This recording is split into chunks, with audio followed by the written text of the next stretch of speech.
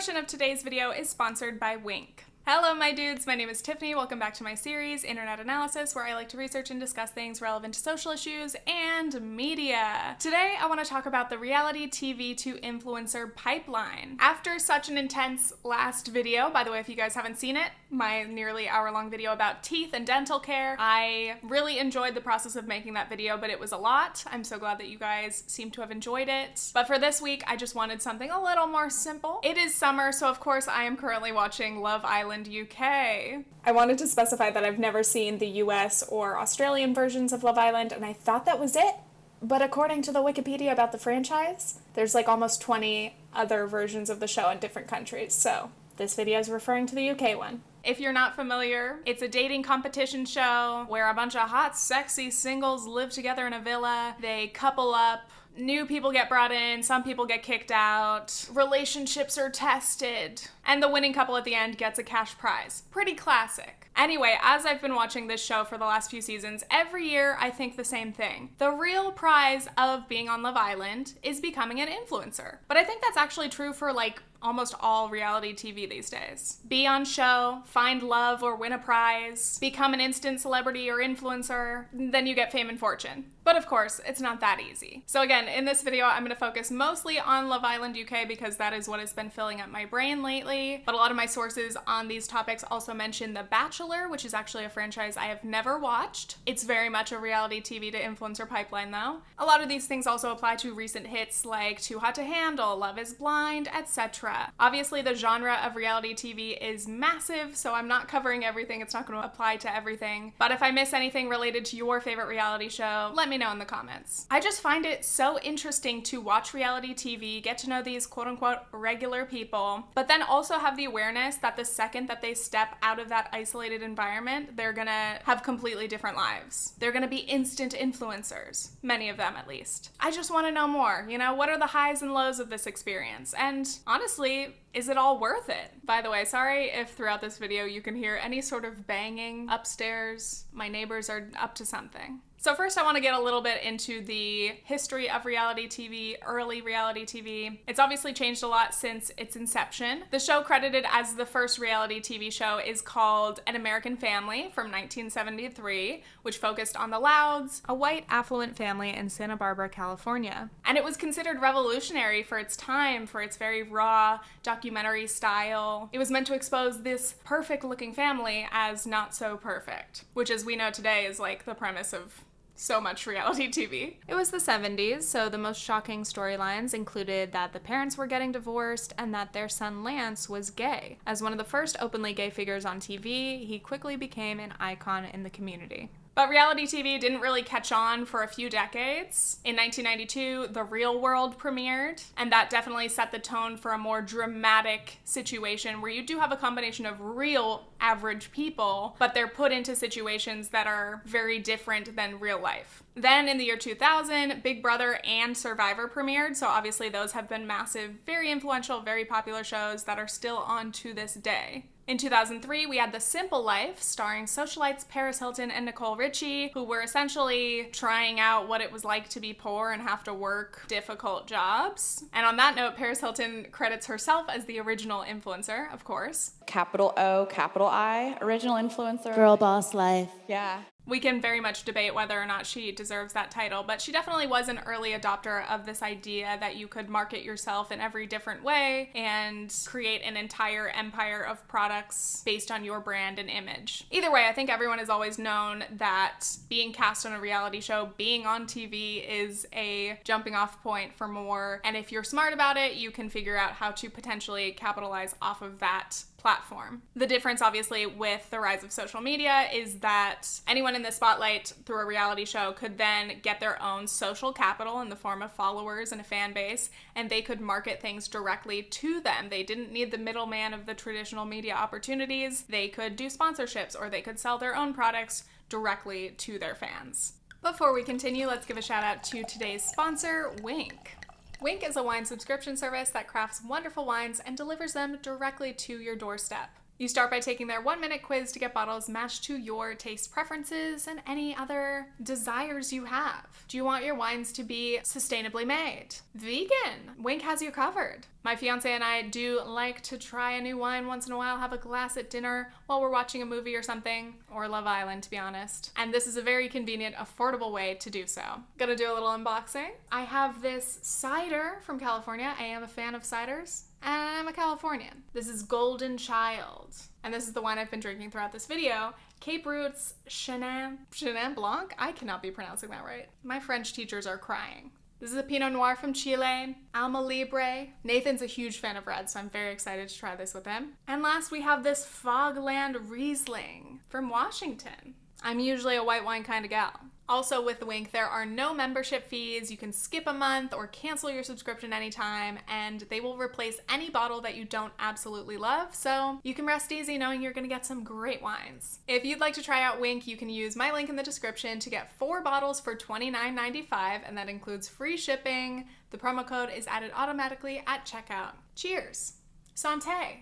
Now I've got to touch on the Kardashians because I do see them as kind of emblematic of that transitional moment from early reality TV to the reality TV influencer pipeline moment. I've also never watched Keeping Up with the Kardashians, but through the osmosis of culture, I guess, I have absorbed a fair bit. So when it comes to the Kardashians, they were initially socialite adjacent, especially with Kim being like Paris Hilton's friend / assistant. They also had a famous lawyer father, famous former Olympian parent, Caitlyn Jenner. They had wealth and access, so they were intriguing. And then with the legitimacy that came from being on TV, that brought their family brand to mainstream audiences. Then they utilized social media to increase their individual influence across a lot of different spheres, be it clothing, makeup, wellness, high fashion, fragrances, alcohol. And they built business empires. This piece points out how each sister has a slightly different niche and different audience, but together the entire clan appeals to a pretty wide demographic, which benefits everyone involved. Also, can we talk about how the Kardashian Jenners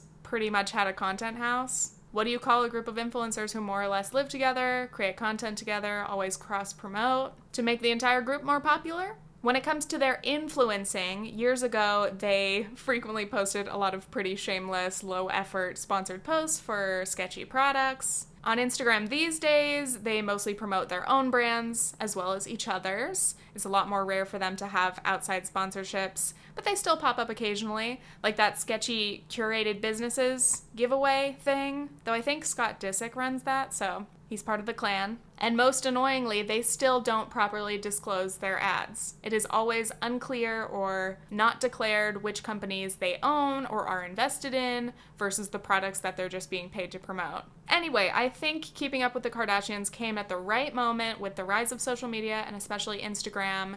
The Kardashian Jenners transcended the label of reality stars, even though that's where their mainstream fame originated. And now they're not even often referred to as influencers, despite being some of the most followed people on various platforms. They've kind of just become this inescapable element of our media ecosystem, whether we like it or not. Anyway, let's continue to Love Island pre-show. It's important to talk about casting, who gets this opportunity to begin with. The typical casting patterns, especially for dating shows in the US and the UK, are basically young, attractive, thin or muscular, majority white people. I found this clip of some Love Islanders from a previous season talking about whether or not Love Island might want to consider representing more diverse body types. As much as body diversity is important, and let's not shy away from that, it's actually about the characters and the types of people that are in there. Personality, diversity is more important than absolutely. Body. Because if we focus solely on body, wouldn't have necessarily a good show. We need to focus on people who have different careers and different characters and personalities. Okay, because I guess there's an argument that you can get personality alongside lots of different shapes and sizes. Like they do all look different and they do all have different body types. But the thing is, I think, is we have to remember it is a show about young people going into a villa, sitting by a pool, trying to couple up, and the show was never to showcase diversity. And it's just easy to put blame on a big show and moan and have these negativities. But there's a plus size model, I think. The girl in the red, is she plus size model, or that was a big thing? Right, okay. And they ultimately said no. And they also kind of said like, oh, we do have a range of body types. It's like, no, you don't. You really don't at all. I don't know why I was surprised. I just thought, I feel like it's a pretty mainstream position to be like, yeah, we can always use more diversity, especially in body types. This is such a harmful thing. They could have talked about the pressures that the Love Island castmates feel to be in the best possible shape. You've got to be fit, you've got to be thin, you've got to be muscular to feel comfortable in that show. But no, none of that conversation was had. They're like, nah, we're good. On Love Island UK, there's been a continuous problem when it comes to diversity in reality TV casting. Even in a cast of like a dozen people, it's common to see like 5 blonde, blue-eyed white women. And as someone with these features, I can say, frankly, it's boring. We've seen enough. We get it. And aside from being just less interesting than a cast with more range would be, it's a harmful practice and it perpetuates a very narrow, very white standard of beauty. On almost every season, we have this same kind of trope appearing, and that is a beautiful, lovely, yet single black woman who for some reason isn't able to find that romantic connection with anyone. Samira, Yewande, this season we've had Rachel and Kaz. I haven't seen all the up-to-date episodes, by the way. I think I'm only on episode like 20 something, so not sure what's happened since. Regarding this issue though, there have been really great commentary videos made about this, and obviously black women are the best source of commentary for this topic. So I'm about to show some clips from some great videos, and I really highly recommend checking out those videos in their entirety. Love Island UK does black women dirty almost every single season. And like, we're not just gonna be focusing on racial preference. Like, we're gonna be talking about the extremely questionable like production and screen time decisions made that kind of make their intention / like, well, their lack of like care towards their black female contestants very clear. I mean, if watching people line up to get chosen like solely based on their physical like appearance wasn't already extremely awkward, Love Island UK has only like 6 seasons, and for 4 out of those 6 seasons, the last person standing, unchosen, unpicked, has been a person of color, which is really like at the end of the day just like a preview into what the rest of their season is about to look like for those people. Throughout that entire season, Samira was the best friend. She was the shoulder to cry on, always making the black girl the secondary character, never like the main character. But are we surprised? The black women are buff. They know they're buff, otherwise why would they apply to go on Love Island? In the outside world, I'm pretty sure these girls have no problem getting guys, and I'm sure they do experience a lot of pretty privilege. But now they come onto this show, this new smaller society where the casting directors haven't done their job to make sure that the men that they put on there have preferences for all the girls they put on there and vice versa. And it's really sad, and I question whether black girls should even go on Love Island at all. That's a topic for another day, but I'm not even like actually bothered by like the racial preferences of the contestants themselves. Like, the producers know exactly like who is whose type and like what type this person likes and what type that person likes and like what they look for in a partner, like what their past partners have looked like. There's so much to be said about preferences in dating, especially in terms of race, colorism, and the culturally specific, intricate dynamics of dating within or outside of your race or community or religion. Those are massive topics that I can't get into in this video, but there are plenty of fantastic videos on these issues if you want to hear more. And P.S. there are many other races and ethnicities other than black or white in the UK that are also massively underrepresented on shows like these. So it's the tip of the iceberg. And similarly, we get to The Bachelor. There's been a long-running joke about how similar a lot of the Bachelor or Bachelorette casts look. If thou wishest to make it to the final rose ceremony, thou shalt have wavy ombre hair and be a white woman named Lauren. Again, I've never watched the Bachelor franchise, but I've still heard many stories about their problems with casting and the way the production often treats contestants of color. It took 25 seasons to cast the first black bachelor, Matt James, and 13 seasons for the first black bachelorette, Rachel Lindsay. That alone speaks volumes. Now, I don't expect these reality shows to be revolutionary. I think it would be pretty naive to expect that Love Island, of all things, is going to be leading the charge for, like, social justice. Though if it happened, I would love to see it. But again, being intentional and mindful with casting is the bare minimum. Ultimately, the casting all boils down to who is given the opportunity, who is given a platform, what types of peoples are represented, and what types are not. Let's get into preparing for the show and the cost of being on reality TV. On both shows, you want to dress to impress. You want to look your best. Some contestants have admitted to getting Botox, putting in extensions, and signing up for fancy gym memberships to prepare to be seen on national television. Most get highlights, haircuts, lash extensions, spray tans, eyebrow shapings, facials, and manicures. And on The Bachelor, these women have to bring a massive wardrobe. What is provided for you and what do you have to pay for? You pay for everything and nothing is provided for you. Like, it was crazy the amount of money that I spent just to go into the show, because you don't know how long you're gonna last. You could either be home night one or you could be there for a solid 9 weeks, and it's like you got to think of rose ceremony dresses and heels and jewelry, and these things aren't cheap. It's quite expensive. And do people go into debt for this stuff? Oh, I did. Yeah. I don't know how you don't. I mean, the wardrobe alone, according to previous contestants, can cost thousands of dollars. Years ago, women would talk about how they would borrow some dresses from friends or just kind of pull what they have from their closet and just go on the show. But now, even before they go on the show, contestants are either reaching out themselves to brands or getting reached out to, and they're getting PR clothes to go on the show. I think reaching out to brands before going on the show is very smart. Do anything you can to save some money. But you would think that the show would just directly partner with certain brands to make this process a lot easier for the contestants. However, things are a little bit different on Love Island. Of course, the contestants do bring their own suitcases full of their own clothing, but there is a lot less wardrobe pressure because each season has a wardrobe sponsor for product placement. I Saw It First is the official sponsor of Love Island 2021. And by the way, the website is hilarious and scary because some of the pictures for the clothes are models, or they've been modeled by the contestants, but also some are just blurry, candid shots that look like they're taken from like security footage, because that's how Love Island is filmed. And it's just bizarre. But Love Island is definitely the perfect way to promote fast fashion looks, never wearing the same thing. Bikinis, little two-piece sets, dresses, because each contestant changes their outfit like 3 or 4 times a day. Another big financial consideration when going on a reality show is that you have to leave your life for potentially months. You have to be able to quit your job, or if you have a very nice employer that'll let you leave for that long, but it's unlikely, still somehow get your rent paid. And obviously this isn't the easiest for anyone who's a parent or has other dependents. And it's important to note that contestants are not paid, so they have to do all of this. They have to essentially gamble on this opportunity of being on the show and just hope that it comes through.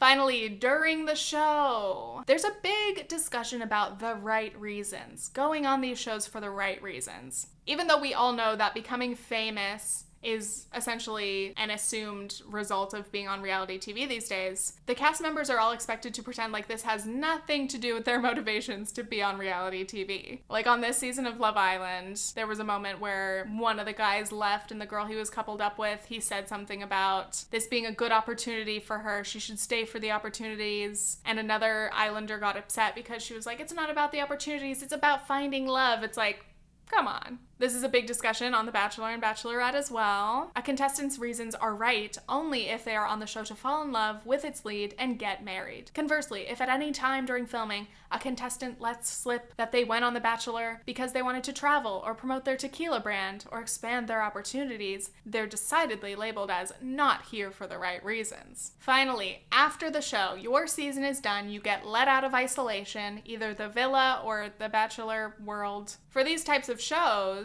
you don't have your phone, you can't contact the outside world, you don't keep up with the news, so the before and after is so much more stark. When you leave the show, obviously you have the chance to just go back to your regular job, go back to your life. You don't have to be an influencer, but the platform is kind of hand-delivered to you depending on how well you did. The opportunities might be there, and you're only gonna get this one shot, so a lot of people feel compelled to take it. Why not try out this influencer thing? I do want to highlight though, just because you are cast for a reality show does not mean that you are guaranteed to become rich and famous. You obviously have to last long enough in the show to give an impression to the fan base. And some people are very easily forgotten if they're only around for a few days or if they get very minimal screen time. And when you're coming out of the show or as it's premiering, your reception greatly depends on how the production depicts you. This is reality TV. It is orchestrated. The producers are pulling the strings, trying to make things happen, trying to create a narrative. Were you lucky and you became a fan favorite? Were you one of the villains? You see the public's reaction, they could proper hate you. I'm talking hate, like death threats. It got to the stage where it was just affecting my mental health way too much. A lot of the former Islanders or Bachelor contestants talk about the lack of privacy and the media storm that you're immediately hit with. Let's talk, like, what have they got to expect as soon as they hit back in the UK? Oh, all the memes, man. Yeah. I think the whole fame thing made me less confident. There was so much scrutiny on like how I looked, like what I wore, what my hair was like, what my makeup was like. What these people say isn't a true reflection of who I am and how I look. But the thing is, you just got to watch out for them people that try to be your friends as soon as you come out. Everyone's your friend when you come out. Yeah, facts. Just don't know who you can trust, especially when you say something to someone and you see it in the papers. The cons, I would say, lack of privacy. At the beginning, it was so overwhelming, and I've kind of just realised now that everyone's going to have an opinion on everything you do. And the one thing I like to think about is that not everyone's going to love you. There's always going to be people that are just not a fan of you, and that's okay. Sometimes you can't really look into that too much because I feel like personal. Yeah. They have a TV show to run, so they're going to put certain narratives on certain people. But when you come out, all of my advice to them is people are going to see their real character eventually. After that, you know what I'm saying? Again, people often say, well, it goes with the territory. You signed up to be on reality TV. You knew what to expect. But I still think that on an emotional, psychological level, it is still hard to accept the reality once you're experiencing it. It's a very different thing to imagine being hated on or having trolls or whatever than it is to actually experience that. So now, the reality stars are into the influencer pipeline, and I want to touch on what makes reality stars great influencers. When we meet someone via reality TV, we're meeting a version of them that has been heavily edited, it's been shaped by production, but when we see their social media, when they're out in the real world, we get to see their version of things. It's a closer, more intimate version, and it's obviously their edit, which of course we know can be more or less true. Nothing is real. Nothing is real. Because of their vulnerability on the show, their followers really trust them, they value their recommendations, and they want to support them. And one question I had for this video was, what about the reverse? Because we've also seen the influencer to reality TV pipeline, and I think that is fascinating enough for its own video. But, you know, we've seen like Tana Mongeau has her Tana Turns 21 MTV thing. Nikita Dragun had a Snapchat show. Nikki and Gabby had a Snapchat show. The D'Amelios have a new reality show. And I think coming from getting to know someone via their own lens, when we get the reverse, someone that we're used to seeing self-edited and then placing them into a more formal, more produced setting, it usually doesn't translate. Again, we've already seen them. We've already seen more intimate looks into their lives, so why would we want something that's, in our eyes, less genuine than their social media? And in some cases, like Tana Mongeau in Tana Turns 21, the way that they're depicted on their own show can make them less likable to their audience, to their fan base. Even though she was the protagonist of the show, her behavior was so terrible that everyone was like, to be honest, this is like, if there wasn't enough to turn you off of Tana, this is another strike. You lose control of shaping your own narrative, and Tana had a whole thing like blaming the production, saying that all these things were, you know, fake or edited in a way to be misleading. But it's like, no, I mean, editing can do so much, but also you have to behave in a certain way for them to be able to edit those scenarios. So unless they've got like a body double or CGI, it was you. Now let's get into the sponsored content. Obviously, I am in favor of sponsorships. I think it's a great way to help content creators be supported, including myself. Thank you, Wink. So I'm not against sponsored content as a whole, obviously. To start, I spent way too many hours looking up each individual Love Island UK cast member's Instagram to see how many followers they had, and it was such a waste of time. Halfway through it, I was like, why? But anyway, out of that list, I then collected all of the Islanders who have over 2 million Instagram followers. A lot of them have a few 100,000, maybe 1 million, somewhere in that range, but these are the top tier. And they're mostly, of course, winners or finalists, which is not surprising. In first by far, we have Molly May with 5.8 million. And her partner, Tommy Fury, has 3.5 million. And then we have some others. Look at all that influence. And I did not check for the 2021 contestants because I don't want to spoil things for myself. In terms of sponsorship deals for Love Islanders, they tend to get their biggest offers as soon as they leave the island or as soon as the season ends. And brands, of course, typically want to work with the finalists the most because they expect them to be the most popular. So Molly May, the most followed Islander, bagged a £500,000 deal with Pretty Little Thing and also became a brand ambassador. Then she was also a brand ambassador for Beauty Works, a company that specializes in hair extensions that Molly uses, and hair tools. So everyone obviously finds their lane. Are you a beauty? Are you a lifestyle? Are you fitness? Are you fashion? Then we have Mora. She signed a 6-figure deal with Ann Summers, which is like a lingerie brand. And she also became a brand ambassador for Boohoo and has released a collection with them. This noise is really absurd.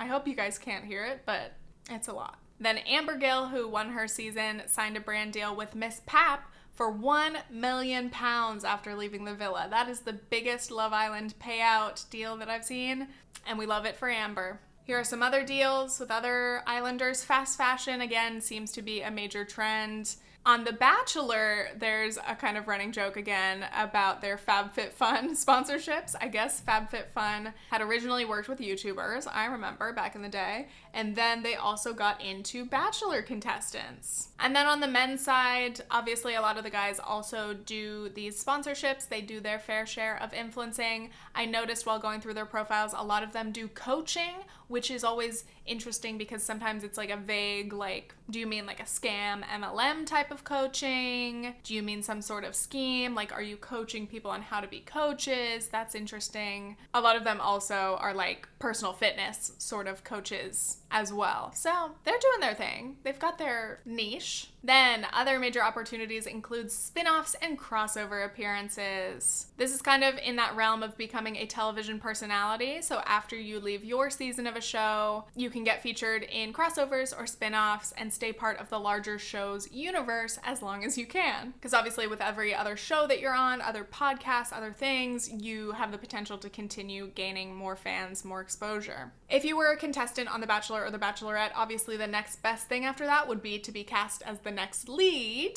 But if not, there's the whole Bachelor universe to explore. Bachelor Nation. I don't know what that is, to be honest. For the Love Island cast, you could, again, same thing, be on podcasts, After Sun episodes. A lot of previous contestants also go on shows like Ex on the Beach or Celebs Go Dating, both of which I have not seen, but I'll never say no. So yeah, the longer you stay in the universe, the more attention you can receive, and also you have the opportunity to direct your narrative. Keep your narrative alive, keep people caring about you, but also you have the opportunity to address past drama or relationship situations, and that kind of PR control can be very beneficial. Lately, we've also seen like Netflix universe crossovers. I compared this to the Jimmy Timmy Power Hour, iconic. Like when we saw Chloe from Too Hot to Handle get cast in The Circle, or we just saw Francesca from Too Hot to Handle get invited to the Love is Blind reunion party. Netflix is clearly onto something. They want us to be invested in their reality stars, and I think a big way to do that is to bring them into these other universes. It's funny because in reality TV, clearly like it's all the world. Wow. Unlike Jimmy Neutron and Timmy Turner, who lived in different universes, different planes of reality, we all exist in the world, but it still seems weird to be like, oh, that person's from that show and that person's there and they're sitting next to each other in the same room. Doesn't seem like it should add up. And now moving into a darker side of this pipeline, I want to discuss mental health and the lack of aftercare, the exploitation and the harm that can come from being on reality TV. Often the drama in these shows is what gets people invested, the negativity, the twists, the villains. But these storylines, these narratives can be very harmful and exploitative to the contestants that are placed into those roles and edited in those ways. In a lot of these interviews, the previous contestants talked about how to cope after the show and dealing with the fame and everything that comes along with it. And I think how you can cope hugely depends on how you were treated, how you were portrayed, how the audience responds to you. And then, of course, you know, what is your support system like in your personal life? What is your mental state? What existing stressors do you have? There's a big difference if you were a beloved fan favorite or if you were the villain of the season. And also in this pipeline, we hear a lot about this rush of media and PR and opportunities right after your season ends, but a lot of contestants have said that after a period of 6 months or a year, those opportunities start to dry up. You know, they start moving and focusing on the next upcoming season, the new cast, and that can make people feel kind of lost. You've accepted this new part of your identity as somebody who is famous to some extent. You've gotten used to this lifestyle, and then it slows down and you wonder if it may be taken away from you, and then where do you go from there? I feel like I always have to be doing something. Like, you'll do one thing or one huge collab, and then you go to an interview and the next question is, what's next? Yeah. And you're just sitting there like, well, I don't know. I just, there's so much pressure. Next, I'm going to read a bit from this piece by Madeleine Barbier, who I don't think is French, but love the name. And I want to give a content warning for self-harm and suicide. So if you would like to skip this section, please skip to this timestamp. When we talk about aftercare, that is referring to, it's not just aftercare, it's like before, during, and after the show, you know, the psychological examinations that are done on the cast to ensure that they're in a stable enough place to be on reality TV, because there's a lot of stress that comes along with it. And then, you know, during the show, are they being checked up on? Are they being helped? And after the show, aftercare typically involves therapy. And also, I think aftercare often includes some like business advising, because of course, some of these people might be taken advantage of because they're being thrown into this very competitive business. But historically, aftercare was not a massive priority for shows like Love Island or The Bachelor, and that did cause a lot of harm and a lot of stress, especially to the early contestants who were kind of left without any direction or any substantial assistance. 2 of Love Island's former contestants have died by suicide since appearing on the show: Sophie from the 2nd season and Mike from the 3rd season. Sophie was the oldest contestant on her season, a model and former beauty queen.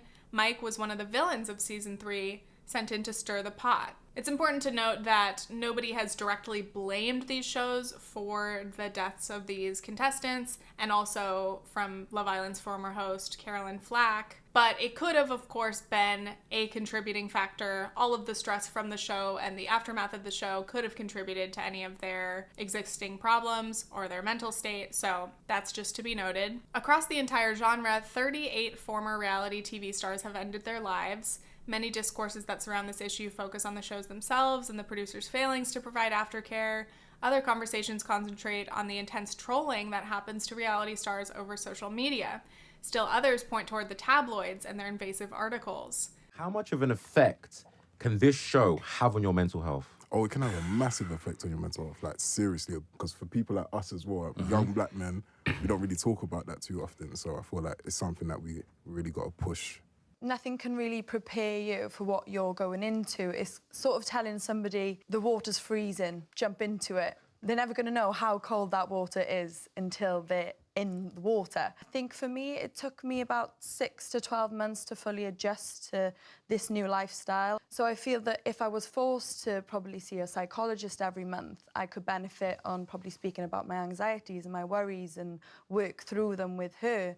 Because a lot of people who are suffering from anxiety and mental health are the people who don't actually talk about it willingly. There's a special precariousness that happens when these reality stars become influencers, marketing themselves through social media and thus increasing their value as a product. These stars experience a type of fame where their personhood gets commodified. Many have spoken about how strange and overwhelming their lives became post-production. Contestants are regularly written about in tabloids, their images and personal dramas widely dispersed. So with that, my final section is it all worth it? I really want you to know what you're getting into, because Love Island is not the only way to do whatever it is you're trying to do, whether that's find love. There are other ways to find love. There are other less invasive ways, less stressful ways to find love. If you're trying to get a bag, there are other ways to do that too. So I really want you to think about it. I just really want to push the point that everything is not as it seems. It's mad. It's mad. I don't know, sometimes I just think to myself, was it worth it? One thing that comes with this is a lot of the stresses that come with being an influencer in general, and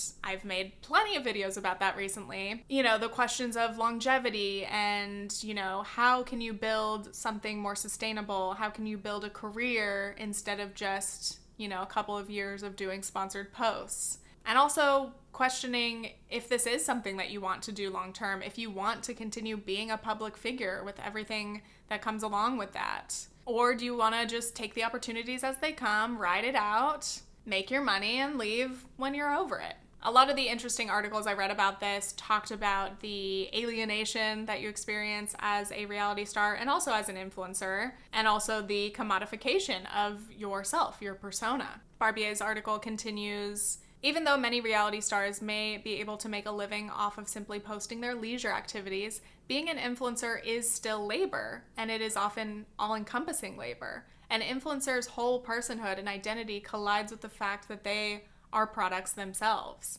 A reality star who becomes an influencer might find it extremely difficult to divorce their own personhood from their labor, seeing that their personhood, or the image of their personhood, is how they're making money. According to the Invisible Committee, people whose value fully coincides with what they are become the new heroes of capitalism. This description certainly applies to reality stars and influencers. The overall effect of this commodification plays out differently in every individual, and some are perhaps more well-equipped to deal with the scrutiny than others.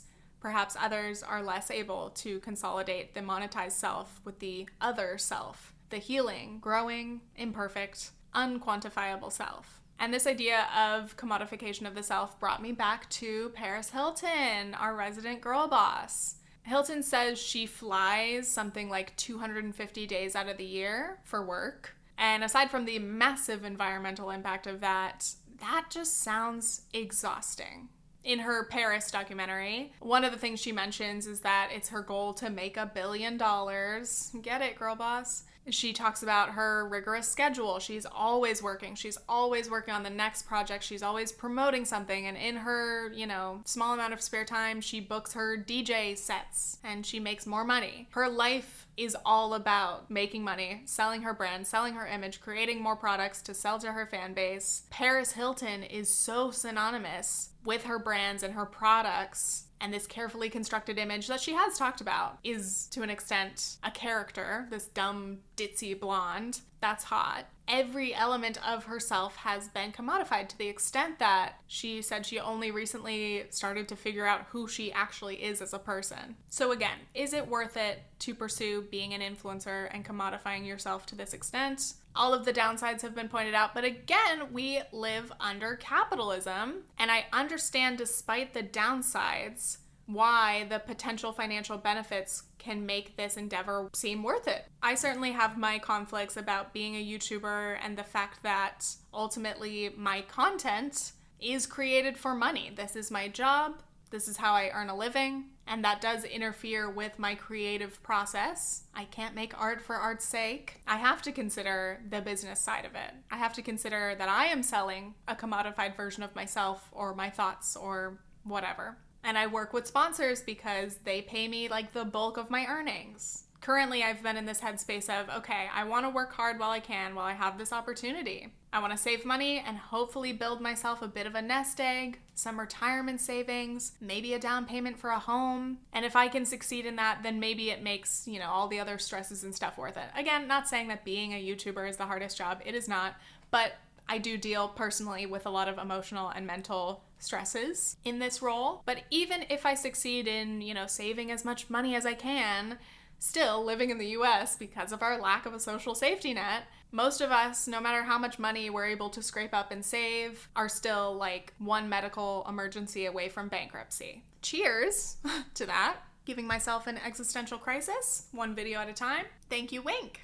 You can click the link in the description to get 4 bottles for $29.95. And of course, shipping is free. The promo will be automatically applied at checkout. Now I get to give my small channel shoutouts, finally. I'm sorry, it's been a long time. So today's first small channel shoutout goes to Town of Tawia. Her name is Aquia Daniela, and she does videos on film and social commentary. Perfect timing for this video, but her last 2 videos are about Too Hot to Handle Season 2. She specifically highlighted how Melinda as a contestant had an incredible experience on the show, was well loved, was one of the brightest personalities. She has a lot of other really wonderful video essays focusing on Black media, including issues like colorism, the Oreo myth. The next one I'm gonna watch is Should Black British Actors Leave African American Roles? So I know you guys will enjoy her channel. Check out Town of Tawia. My next shout out goes to a channel called Kaylin Conrad. I found their channel a few months ago and immediately I was blown away by the editing. It is so impressive. I love all the green screening, the soundtracks, and this is a leftist video essay channel, so of course that's what I love. Their video on landlords was incredible. Their series on anti-vaxxers. Overall, very high quality and very funny. So check them out. Also want to give a shout out to my friend Sheridan who helped me research this video. Thank you so much. And in a moment, I will be thanking my patrons, including this name that I still can't pronounce because it's not a word. Charlie B, Kieran Janey, Mayweather, Jaden, Marty Schmeichel, Abby Hayden, and Rebecca de Villiers. Our friends got us these little cups for our engagement. Let's crack this one open. Totally. Never mind. Never mind. It's okay. Cheers. Thank you guys so very much for supporting me. If you'd like to check out my Patreon and all the benefits that are on there, you can do that. Thank you so much for watching this video, and I will see you next time. Okay, thanks. Bye.